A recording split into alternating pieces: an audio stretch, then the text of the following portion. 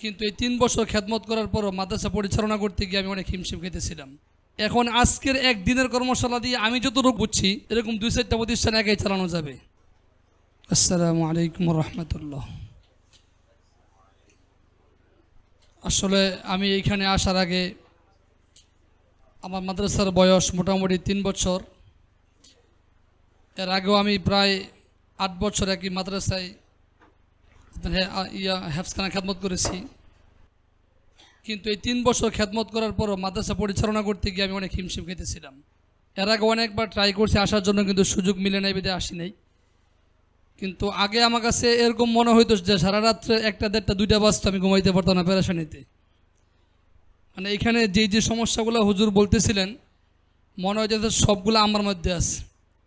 এখন আজকের একদিনের কর্মশালা দিয়ে আমি যতটুকু আমার ব্যক্তিগত আমি যেটা বুঝছি এরকম 2-4টা প্রতিষ্ঠান একাই চালানো যাবে। এটা আমার একটা থিওরি আর কি।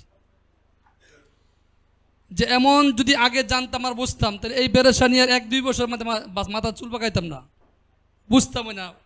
বলতে পানি খাইতো গুলা করে খায়, একটা প্রবাদ বাক্য আছে। মানে যারা না বুঝে তারা সারাদিন মেহনত করে অযথা, কিন্তু পরিশেষে তার ফল আসে জিরো। ওস্তাদ হুজুর একটা কথা বলতেছিলেন, আমি যেটা ভিডিওর মধ্যে পাইছি, ওস্তাদ কেউ আপনাকে তার সীমার বাইরে আপনাকে উঠাই দিবে না।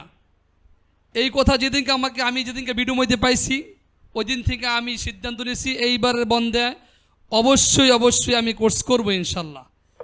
আমার ইমামতি আছে, সব আছে, সব ফালায় রেখা, ঈদের ছুটি সব বাদ দিয়া এরপরে আমি এখানে আসছি। এখন আমি যতটুকু পাইছি যে আলহামদুলিল্লাহ এমন কোর্স প্রত্যেক মাদ্রাসার মুহতামিম যারা এদের করা উচিত। আল্লাহ তাআলা আমাদের সবাইকে তৌফিক দান করুক।